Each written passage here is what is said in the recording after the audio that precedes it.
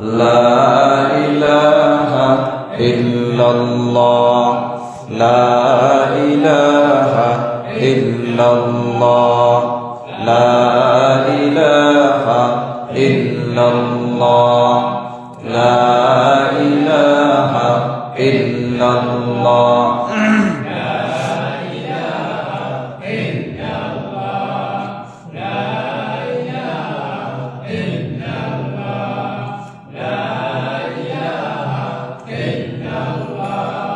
لا إله إلا الله، لا إله إلا الله، لا إله إلا الله، لا إله إلا الله، لا إله إلا الله.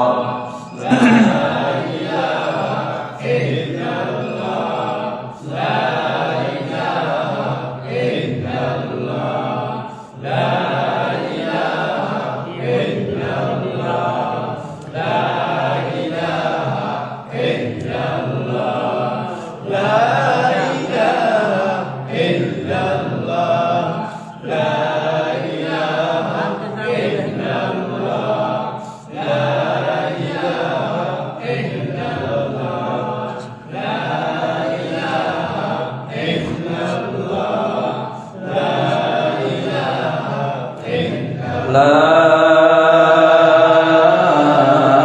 إله إلا الله محمد رسول الله صلى الله عليه وسلم. আল্লাহ পাকের দরবারে লাখ কোটি শুকর সুজুদ যে মহান আল্লাহ পাক রব্বুল আলামিন আমাদেরকে সাপ্তাহিক তালিম হালকায় জিকির আল্লাহর ঘর মসজিদে জিকিরের মজলিসে আসার বসার তৌফিক যে আল্লাহ দান করেছেন, সবাই শুকরিয়া আদায় করি আলহামদুলিল্লাহ। আল্লাহ পাক রব্বুল আলামিন বলেন, কুল্লু নাফসিন যায়িকাতুল মাউত। মৃত্যু এমন একটা জিনিস, সবার জীবনে আসবে, একদিন না একদিন মৃত্যুর স্বাদ গ্রহণ করতেই হবে, পালাবার কোনো সুযোগ নেই। নবীজি বলছেন যে মৃত্যুর কথা বেশি বেশি স্মরণ করো, কিন্তু আমরা সকালবেলা ঘুম থেকে ওঠার পর থেকে আবার ঘুমানো পর্যন্ত বহুত চিন্তা ভাবনা করি, কেমনে 2 টাকা আয় করা যাবে, দুনিয়ায় কিভাবে শান্তিতে থাকা যাবে, সন্তান সন্ততি কিভাবে থাকবে, কিভাবে একবেলা ভালো খাইতে পারবো। বহুত চিন্তা ভাবনা, বহুত পেরেশানির ভিতরে আমরা থাকি, টেনশন আমাদের জীবনে আছেই। কিন্তু মৃত্যুর কথা স্মরণ করার জন্য, মৃত্যুকে ভাবার জন্য কতটুকু সময় আমরা ব্যয় করলাম, সেই সময়টা আমাদের নাই। এই দুনিয়ার জন্য ভাবি, তার কারণ মানুষ দুনিয়ায় যতই শান্তি তালাশ করি, এই দুনিয়াতে পরিপূর্ণ শান্তি কেউ পায় নাই, কেউ পাবেও না। কারণ দুনিয়া শান্তির জায়গা না। যে একদম সবচেয়ে সুখে আছে, তারও কিছু না কিছু দুঃখ আছেই আছে, কথা ঠিক না? আবার যে সবচেয়ে দুঃখে আছে, তারও একটু না একটু সুখ আছে। এই দুনিয়াতে পরিপূর্ণ সুখেও কেউ নাই, পরিপূর্ণ দুঃখেও কেউ নাই, কি কথা ঠিক না? আমার একজনে বলছিল যে ভাই, খুব কষ্টে আছি, খুব দুঃখে আছি, আল্লাহ আমার লাগে এরকম করলো কেন? আসলে মানুষ যতই সুখ তালাশ করি, আমরা পরিপূর্ণ সুখে থাকা সম্ভব না। আজকে সুখে আছি, শান্তিতে আছি, কালকে হয়তো কষ্ট আসবেই আসবে। এটা আল্লাহ পাকের একটা পরীক্ষা। আল্লাহ পাক রব্বুল আলামিন 3টা জগতের কথা বলছেন। কয়টা জগৎ? 3টা জায়গা। একটা এমন এক জায়গা যেখানে কোনো কষ্ট নাই। কি নাই? কোনো কষ্ট নাই, এটা 1 নম্বর জায়গা। 2 নম্বর এমন এক জায়গা যেখানে কোনো শান্তি নাই।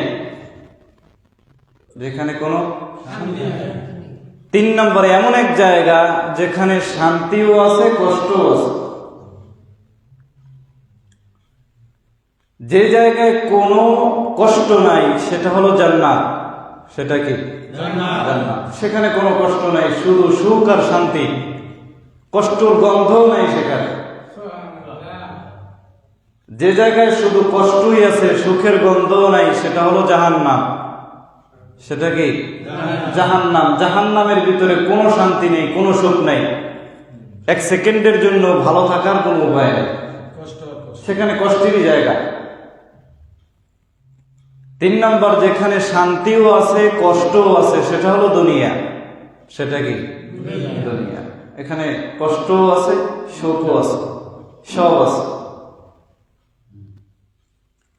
তবে আল্লাহ পাক যেই বান্দাকে বেশি মহব্বত করে, যাকে বেশি ভালোবাসে, তাকে বেশি পরীক্ষা দেয়, কষ্ট দেয়। তাকে কি করে? বেশি কষ্ট দেয়।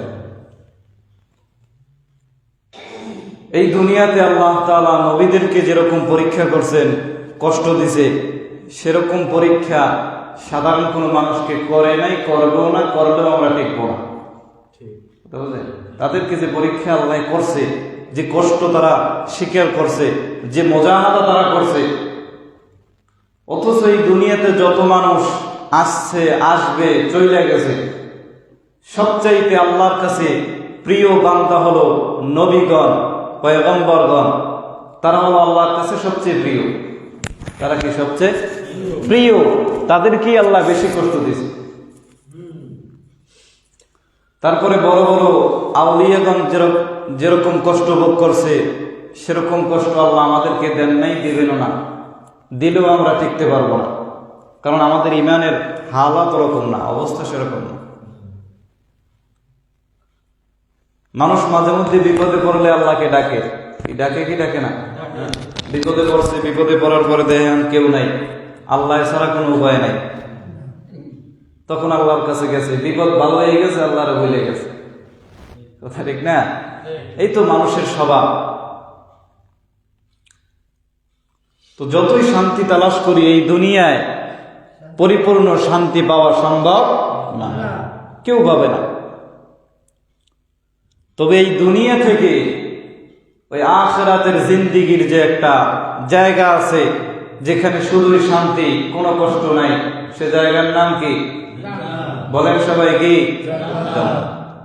এই জান্নাত এই দুনিয়ায় কামাই করতে হবে। এই দুনিয়ায় বসে কামাই করে তারপরে সেখানে যাইতে হবে। আল্লাহ পাক রব্বুল আলামিন বলেন, রাস্তা হলো 2টা। কয়টা রাস্তা? 2টা। ফারিকুম ফিল জান্নাতি ওয়া ফারিকুম ফিস সাঈর। একটা হইল জান্নাতের রাস্তা, আর একটা হলো জাহান্নামের রাস্তা। বান্দা, দুনিয়া হলো পরীক্ষার হল। পরীক্ষার হলে যাওয়ার পর বলে একটা সময় আছে, একটা টাইম আছে, এই টাইমের ভিতরে তুমি পরীক্ষা দাও। তুমি ভালো লিখতে পারো, খারাপও লিখতে পারো, তোমার কেউ বাধা দিবে না। এ বান্দা, তুমি প্রশ্নের উত্তরগুলো যদি সঠিক দাও, তোমার কেউ বাধা দিবে না। তুমি যদি ভুল উত্তর লিখে আসো, তোমাকে কেউ নিষেধ করবে না। কিন্তু বান্দা, যখন রেজাল্ট বের হবে, তখন দেখা যাবে তুমি ফার্স্ট হয়েছো নাকি ফেল করেছো। বলে এই দুনিয়া হলো পরীক্ষার হল। বান্দা, এই দুনিয়ায় বসিয়া তুমি আখিরাত কামাই করতে পারবা, বান্দা তুমি জান্নাত কামাই করতে পারবা। আবার গুনাহ করিয়া বান্দা তুমি জাহান্নামীও হইতে পারবা, তোমারে কেউ বাধা দিবে না। বান্দা, তুমি ইচ্ছা হইলে নামাজ পড়তেও পারো, কোনো বাধা নাই। বান্দা, তুমি ইচ্ছা হইলে নামাজ না পড়িয়াও থাকতে পারো, তোমারে কেউ নিষেধ করবে না। এ বান্দা, তুমি জিকির করলেও করতে পারো, কোনো বাধা নাই। বান্দা, তুমি জিকির না করিয়াও থাকতে পারো, তোমারে কেউ নিষেধ করবে না। কারণ এই দুনিয়া হলো পরীক্ষার হল। ওই কিয়ামতের ময়দানে যখন আল্লাহ তাআলা বান্দা বান্দির হিসাব নিবে, তখন দেখা যাবে কে ফার্স্ট হয়ে জান্নাতি হইতে পারবে আর কে জাহান্নামী হয়ে যাইবে। এরে মুসলমান ইমানদার আল্লাহর গোলাম, এই দুনিয়া সুখের জায়গা না, সুখের জায়গা হলো এই জান্নাত, যেটা হলো আমাদের আসল ঘর, আমাদের আসল জায়গা, আসল বাড়ি। এই দুনিয়াতে আল্লাহ কিছু সময়ের জন্য পাঠায় দিয়েছেন ওই জান্নাত কামাই করার জন্য। ওই জান্নাত কামাই কইরা বান্দা বা ওই জান্নাতে চইলা যাওয়া। এই দুনিয়াতে আল্লাহ তাআলা মানুষ বানানোর পর আল্লাহ বলে, বান্দা আমি আল্লাহ তোমাদেরকে আমার গোলামি করার জন্য বানাইলাম। বান্দা যদি গোলামি করিয়া আমি আল্লাহকে খুশি করিয়া ওই কবরে যাইতে পারো, তোমার কবরটা জান্নাতের বাগান হয়ে যাইবে। আর যদি বান্দা আমি আল্লাহরে বেজার করিয়া ওই কবরে যাও, ওই কবরটা জাহান্নামের টুকরায় পরিণত হয়ে যাইবে। এর মুসলমান ইমানদার, এই দুনিয়ায় থাকার জায়গা না, এই দুনিয়ায় আমিও থাকতে পারবো না, আপনিও এই দুনিয়ায় থাকতে পারবেন না। আর মৃত্যু এমন একটা জিনিস, দুনিয়ায় কত মানুষ আছে আল্লাহকে অস্বীকার করলো, কোরআনকে অস্বীকার করলো, নবীকে মানলো না, কিন্তু এমন কোন মানুষ নেই যে মৃত্যুকে অস্বীকার করতে পারবে। দুনিয়া এত উন্নত হয়ে গেছে, মানুষ কত কিছুই জানতে পারলো, বিজ্ঞানীরা কত কিছুই না বের করতে পারলো, কিন্তু এখন এমন কোন বিজ্ঞানী বের হয় নাই যে বিজ্ঞানী বলতে পারবে আমার মরণটা কখন কোন সময় হবে। আর মৃত্যু এমন একটা জিনিস, ডানে বামে তাকায় দেখলাম কত বন্ধু বান্ধব দুনিয়া থেকে বিদায় হয়ে গেল, আর একসঙ্গে লেখাপড়া করলাম কত ছাত্র ভাই দুনিয়ায় নাই, কর্মজীবনের কত বন্ধু অন্ধকার কবরে চলিয়া গেল। আর আমরা এখানে যারা আছি অনেকের মা দুনিয়ায় নাই,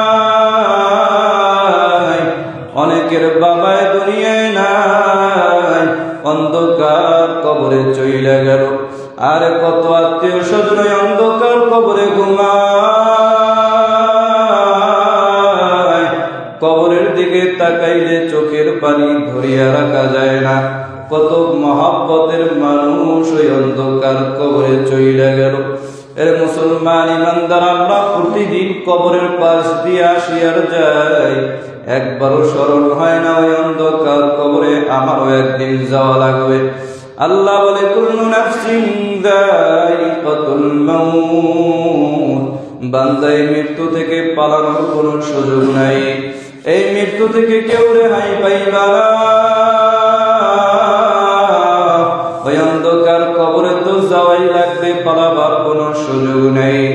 এর মুসলমান, চোখ দুটো বন্ধ করিয়া মাথাটা নোয়াইয়া দেখেন দুই ফোঁটা চোখের পানি ছাড়িয়া আল্লাহর কাছে তওবা করার সুযোগ হয় কিনা। আর মৃত্যুর কথা স্মরণ করলে চোখের পানি আসবে। আল্লাহ বলে, বান্দা চোখের পানি ছাড়া জাহান্নামের আগুন নিবানোর কোনো সুযোগ নেই। পয়গম্বর বলে, রে বান্দা কান্না করো, কান্না যদি না আসে কান্নার বাহানা করো, তাতেও সওয়াব হয়ে যাইবে। বলে, গাভীর ওলান থেকে দুধ বের করে গাভীর ওলানে যেমন ঢুকানো সম্ভব না, যেই বান্দা বান্দি চোখের পানি ছাড়িয়ে আল্লাহর কাছে তওবা করতে পারবে, সেই বান্দা বান্দিকেও আর জাহান্নামে দেওয়া সম্ভব না।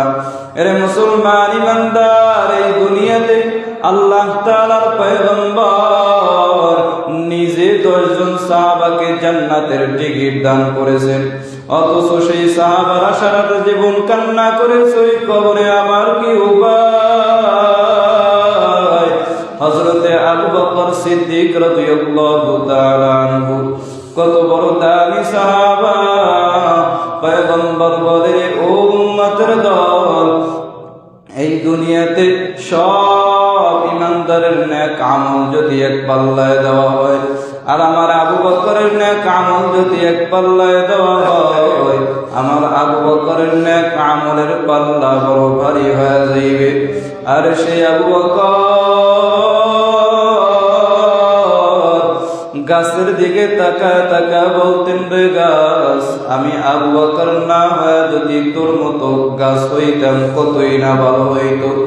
পশুর দিকে তাকায় বলতেন, রে পশু, আমি আবু বকর না হয় যদি তোর মতো পশু হইতাম টেনশন নাই, তোর কোনো চিন্তা নাই, তোর কোনো পেরেশানি নাই। কিন্তু আমি আবু বকর মানুষ হওয়ার কারণে আমার বড় চিন্তা, আমার ওই কবরে কি উপায়, আমার বড় চিন্তা ওই হাসরে আবার কি উপায় হবে, আমার বড় চিন্তা ওই কিয়ামতের ময়দানে আমি আবু বকরের কি উপায়, আমার বড় চিন্তা ওই ফুলসিরাতে আমার কি উপায় হবে, কি উপায় হবে আমার মরণে,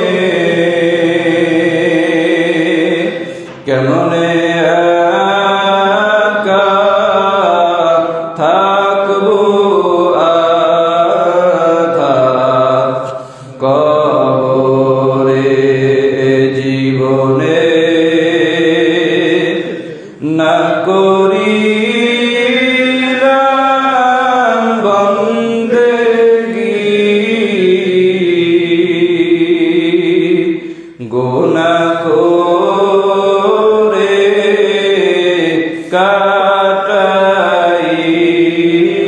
কাটাইলাম জিন্দেগি, তওবা করে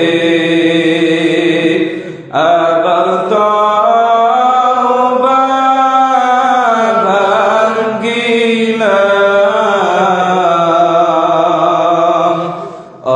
অবশেষে তওবা করিলাম সকলেরই দরজা হইতে ফিরিয়া, আপনার রোজায় রইলাম পড়িয়া, আপনি যদি মাফ না করেন বান্দারে, আপনি যদি মাফ না করেন বান্দারে, বলে না আপনার বান্দা যাবে কার কাছে, গুনাহ করছি আর তো গুনাহ করব না, গুনাহ করেছি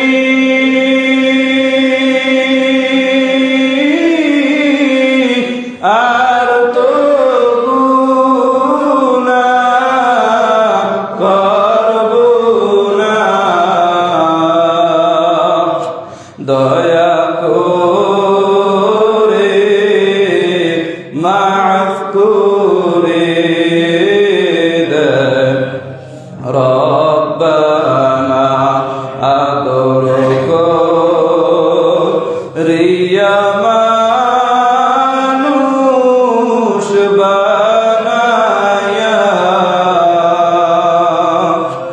আদর করিয়া মানুষ আল্লাহ বানায়া, কেমনে দিবা জাহান্নামে ফালাইয়া, জোরে একবার আল্লাহরে ডাক দেন না আল্লাহ, আওয়াজ দিয়ে ডাক দেন আল্লাহ। আরে মুসলমান ইমানদার, মরণ তো হবেই হবে, মরণ থেকে পালানোর কোনো সুযোগ নাই। আরে আমিও একদিন এই দুনিয়া থেকে বিদায় হয়ে যাব, আপনিও একদিন এই দুনিয়া থেকে বিদায় হয়ে যাইবে। আর এই দুনিয়াতে আছে আপন জনের অভাব নাই, আমি মরার পর আমার কবরে রাখার জন্য সবাই পাগল হয়ে যাইবে। আর এখন আর আমার টাকার বাহাদুরি নাই, এখন আর আমার ক্ষমতার বাহাদুরি নাই, এখন আর আমার আপনজন কেউ নাই। আরে আপনার আমার জানাজা শেষ করিয়া সবাই আপনারা আমার এক কবরে রাখিয়া আসবে। আর ওই কবরে শুধু অন্ধকার, ওই কবরের সাথী নাই, বাতি নাই, বিছানার কোনো ব্যবস্থা নেই। আর ওই অন্ধকার কবরে আমি একা একা কেমন করিয়া থাকবো, চিন্তা ভাবনা করিয়া তারপরে অন্ধকার কবরে রওনা দিতে হবে। আর ওই অন্ধকার কবরে যাওয়ার পর পয়গম্বর বলেন ওই কবরের ভিতরে দুইটা জায়গা হবে, হয়তো জান্নাত নয়তো জাহান্নাম। যারা নেক আমল করিয়া যাইবে কবরটা জান্নাতের বাগান হয়ে যাইবে, আর যারা গুনাহ করিয়া যাইবে কবরটা জাহান্নামের বাগান হয়ে যাইবে। আর ওই জান্নাত বড় সুন্দর। পয়গম্বর বলে জান্নাত কেমন সুন্দর, বলে দুনিয়ার কেউ কোনোদিন সেই চিন্তাও করতে পারে নাই। বলে মানুষ কোনোদিন চোখে যেই সৌন্দর্য দেখে নাই, কানে যেই সৌন্দর্যের কথা শুনে নাই, তাদের মাথার মেধায় যেই সৌন্দর্যের কথা আসে নাই, এমন সুন্দর করি আল্লাহ জান্নাত বানাইছে। আর ওই জাহান্নাম বড় ভয়ঙ্কর। আল্লাহ তাআলা বলবে ওয়াসিকাল্লাযীনা কাফারু ইলা জাহান্নামা যুমারা। ওই জাহান্নাম বড় ভয়ঙ্কর জায়গা। আল্লাহ তাআলা বলে ওই জাহান্নামের আগুন কত কঠিন। বলে 500 বছর দূরে থেকে জাহান্নামের আগুনের তাপ লাগা মাত্র জাহান্নামীদের চামড়া গুলো খসে খসে জমিনের ভিতরে পড়িয়া যাইবে। পয়গম্বর বলে ওই কবরে গুনাহ নিয়ে গেলে কবরের দুই পাশের মাটির এমন চাপ, মাটির চাপের কারণে পাথরের হাড়মার গুলো চুরমার হয়ে যাইবে। আর একটা আর দুইটা নয়, 70 থেকে 99টা সাপ আসিয়া কবরটা ভরিয়া যাইবে। এরে মুসলমান, ওই জাহান্নামের আযাব আমিও সইতে পারবো না, আপনারাও সহ্য করতে পারবেন না। আর ওই কিয়ামতের ময়দান তো আরো বড় কঠিন। সূর্য থাকবে বান্দার মাথার নিকটে। আল্লাহ বলবে রে সূর্য, তোর যত তাপ আছে আজকে জমিনে সারিয়ে দাও।